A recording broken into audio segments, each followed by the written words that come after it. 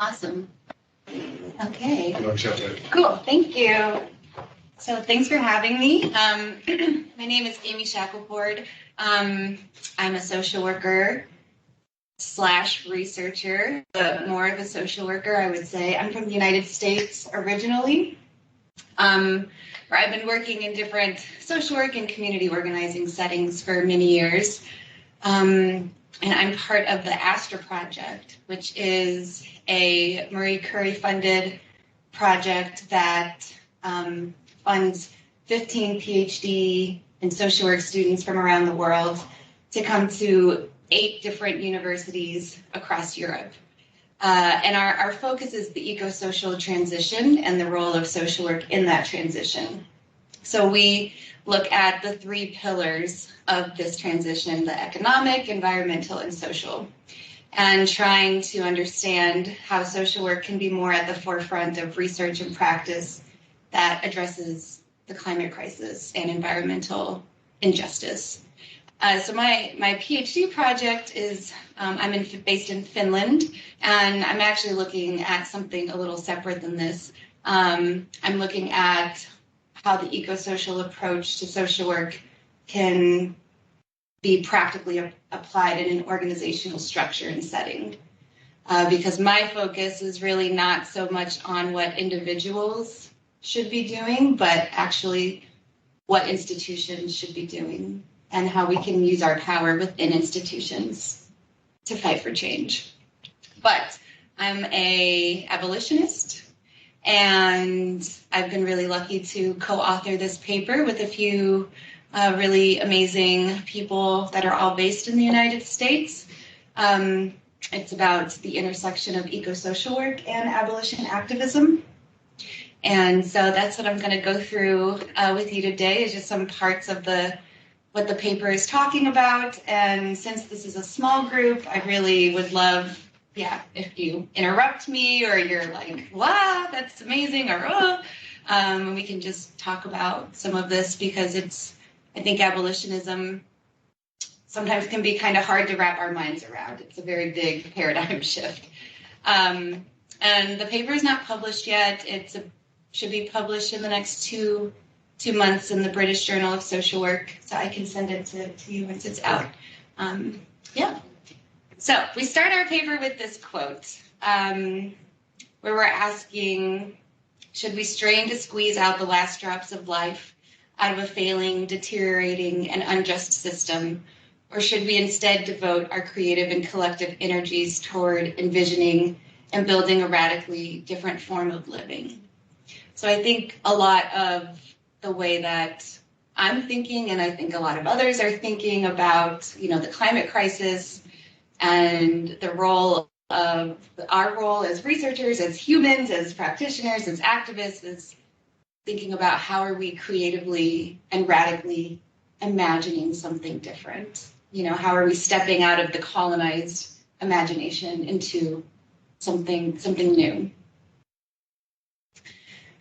And so our understanding of the intersections of, colonization, capitalism, like the different systems that I think we oftentimes find ourselves kind of trapped in, that are causing the climate crisis, we see it as this cycle that also is how we're connecting it to what we call the carceral state, which is the idea that the state is based on punishment and violence, no matter where you are. I think this is important. I have to say no matter where you are, because I think there's a lot of conversation I find being in European context where people say, oh, well, the United States has this problem because we see the videos of, your police, and we know you imprison a lot of people, which is true. But it's not solely a U.S. problem. And I think that's part of why I want to have these conversations outside of the United States.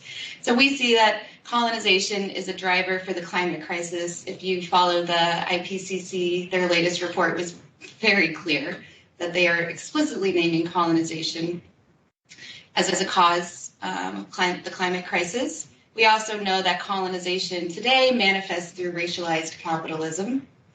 We also can see that racialized capitalism not only then is perpetuating the climate crisis, but it's also connected to and feeding into the carceral state, which I'll talk about a little bit later. And that the carceral state, which is the claims we're making in this paper, negatively impacts not just the planet, but also historically oppressed communities. And so throughout the paper, we keep coming back to this question of when we're talking and thinking about safety, because when we're exploring these different sites of the carceral state, which for us is prisons, police, and militaries, we know that the common narrative is that we need these structures to be safe. But we ask in our paper, who is safety really for? Okay, so then we dig into some of the theory. And for us, we're trying to make this link between the ecosocial approach to social work, which I don't know if you're familiar with that. Probably not. So there's growing discourse within social work around environmental justice needing to be equally as important as social justice. As a field, social work is typically very human focused. Social is like where we live. But there's a lot more research and people coming out talking about that the environment needs to be a part of our praxis. And so there's quite a few theories and models now that exist within social work. But the claim of the ecosocial approach is that it's a bit more of an umbrella model or framework for understanding principles of how social work and environmental justice can be merged and live together. And so our argument is that actually the ecosocial approach to social work and abolition activism and abolition models have a lot in common. And so there's a lot of synergy there. And so if you're an ecosocial worker or interested in the ecosocial approach, an abolition perspective should also be a part of your praxis. And so in the middle is where we see the overlap in that both are critiquing hegemonic power structures, both are anti-capitalist, both understand white supremacy as it exists today as an extension of colonization, both believe that investing in social systems and the welfare state will increase well-being, both call on more power building and working together, especially in grassroots community, non-hierarchical ways. Both believe in generating egalitarian, community-centered alternatives and building healthy and safe communities and centering the voices of Black, Indigenous, and people of color. But abolition activism, which, are you familiar with abolitionism or abolition activism? This side of the table. Cool. So abolition is, really rooted in eliminating slavery. And so the movement can be traced largely to the United States, but not completely. There are abolitionist movements happening in Europe also to eliminate the slave trade and slavery, because Europe was a huge part of that. And so it really started with this idea. But abolition has evolved over time, specifically in Black communities and Black women leading the charge, that are identifying that police are an extension of that. And then we see prisons as an extension of that, and we see militaries as an extension of that. And so abolition is really based on this idea that the state we don't have to have a punitive state to be safe, and that it's harming certain communities more than others. And so abolitionists today are calling for the defunding of these structures. So defunding of police, reimagining what that safety and community looks like, defunding prisons, defunding militaries, border police. I mean, abolitionists also call out how borders are arbitrary. And so, yeah, that's like kind of a very brief overview of abolition, which is a really, amazing and it's a really expansive concept. And it also is calling on us to reimagine and think about alternatives to the ways that we've been organizing our societies. I have a list of like really great authors and articles. I also have a slide at the end with more like recommended reading. There's also a professor here who has a book called Abolition Science Fiction, who I just met and fangirled hard on. She's in our faculty. It's very cool. And so abolition in the U.S. is like becoming I think, a more common concept, and especially in social work. And in what I've seen, it's a bit newer in, the U.S. In Europe, but in the U.K. it seems like there's a bit of conversation here around it too. So it's quite interesting for us, I think, to explore then how it can intersect with environmental justice work.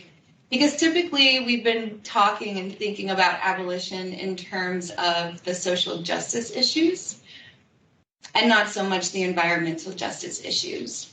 And so in our paper, we explored 3 sites of the carceral state. Militaries is the first. And we are trying to explore not just the social and racial impact, but also the environmental impact that these industrial complexes have, and then cite examples of potential alternatives that could be inspiring or informative. And so I'm sure you're reading some of the statistics around the military site, which is, we see that global military spending is increasing. It's currently at $2 trillion annually. And we also can see that that's not just happening in the U.S., that's happening even in Europe. And the carbon emissions of militaries is at 28.4 million in 2019. It might even be more now, because now we're seeing, more active conflict happening, which emits a lot of carbon. And that's this statistic up here, 28.4 million, is the equivalent to 14 million additional cars per year on the road. And then we also wanted to point out, which we believe is connected to the military-industrial complex, that every 2 days an environmental activist is murdered. And that typically happens in the so-called, quote-unquote, global south, which we don't love the term, but we're using it. And that typically those are indigenous folks that are land and water protectors. And they also typically go unsolved. And so in our paper, we're saying that, like, if you dig into research around that, you can find really strong links between fossil fuel and extractive companies and militaries and governments, and that they're protecting these companies. And so we give the example of Costa Rica, who abolished their military in 1949 after a civil war, and they actually put it in the Constitution that they will never have a military again. It is important to say this is not a perfect example, because they do still have some relationship with the United States military. So it's not perfect, but it is the only country that has done this.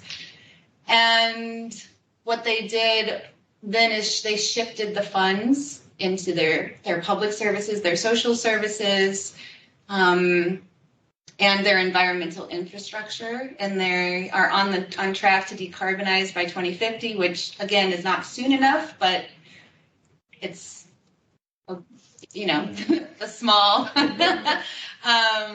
But what we see is that Costa Rica has one of the highest life satisfaction rates in that region. And I did just some conversations with social workers in Costa Rica, and they were sharing that they have a strong national identity that is proud of abolishing their military, and that they feel like their work in the community is easier because there's more funds being put into these services rather than the military.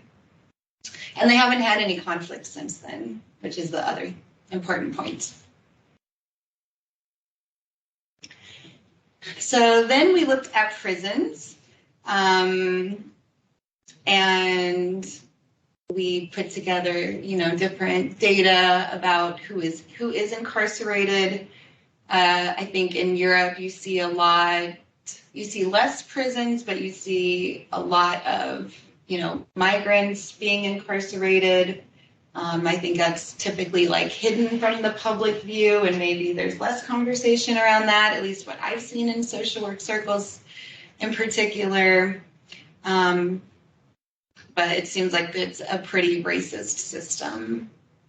In the US, because we incarcerate a huge amount of our population, and mostly brown and black folks, we spend $80 billion annually on our prisons.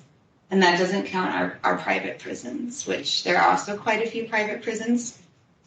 We also use incarcerated people as labor, as free labor. So they make, they put together different electronics, for example, that are then sold.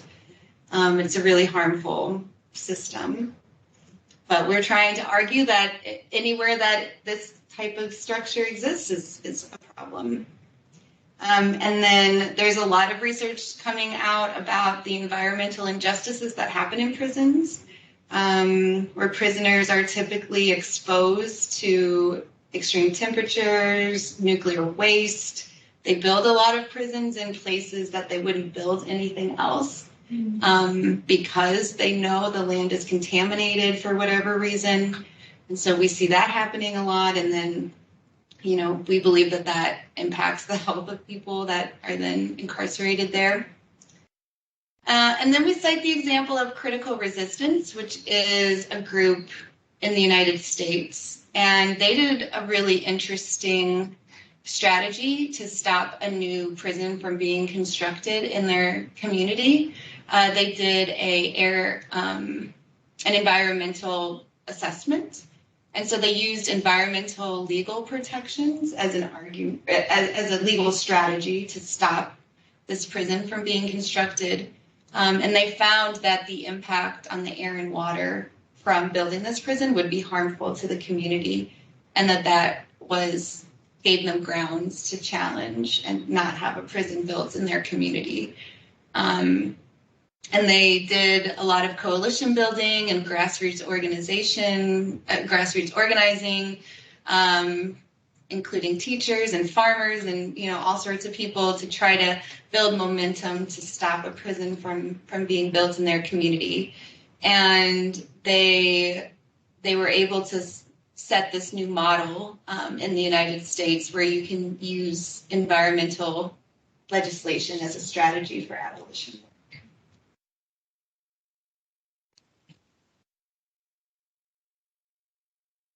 And then the last example, we looked at disinvested neighborhoods, which exist everywhere. Those are neighborhoods where there's deprivation of key resources, whether it's to the physical and built environment, or lack of green space, or grocery stores with quality food, whatever it might be.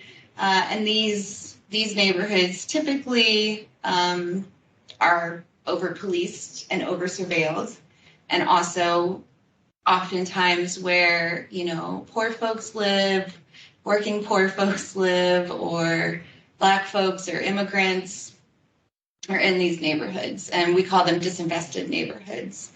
And so we looked at one case example also from the US called La Resistencia, and they were trying to do something about a immigrant detention center in their community, because they knew that there were a lot of undocumented people being held there, that they had no rights and no voice whatsoever because they didn't have documents. And so this group formed to try to do something about shutting down that center and helping those folks not just be deported, but have some legal route to have some sort of residency in the United States. And so they used what's called an inside and outside strategy.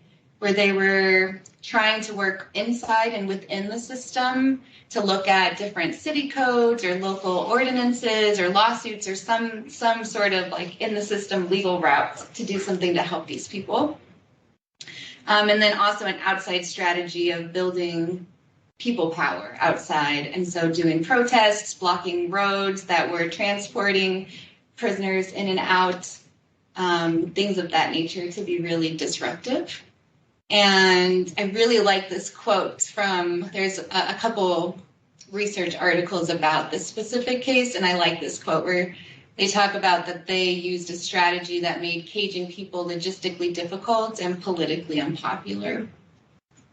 And in the end, they were able to find that the detention center was built on a tar waste pit, which is a place where like oil has bubbled up from the ground and is really dangerous. And so they were able to use that as a route to shut down the center. Unfortunately, it was only shut down temporarily, and it's still open.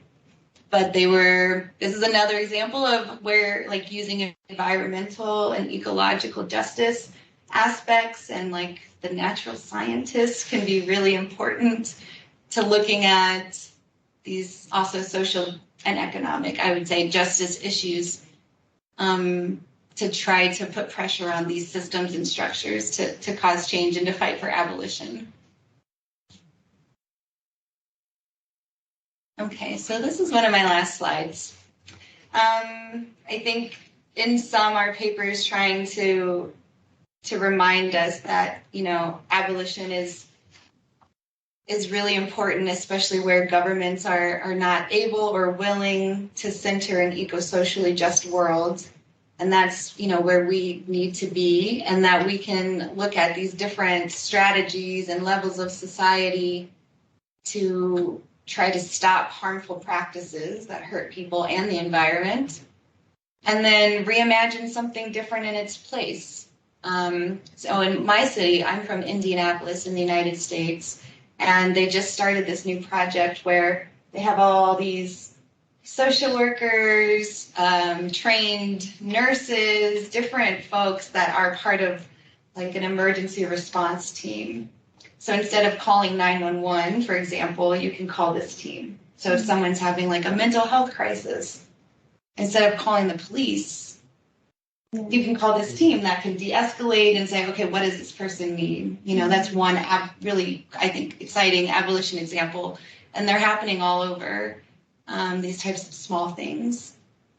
So I think, you know, for us, an abolition ecosocial practice is so important because it's asking, well, for us, where do social workers cooperate with this type of strategy and punitive state?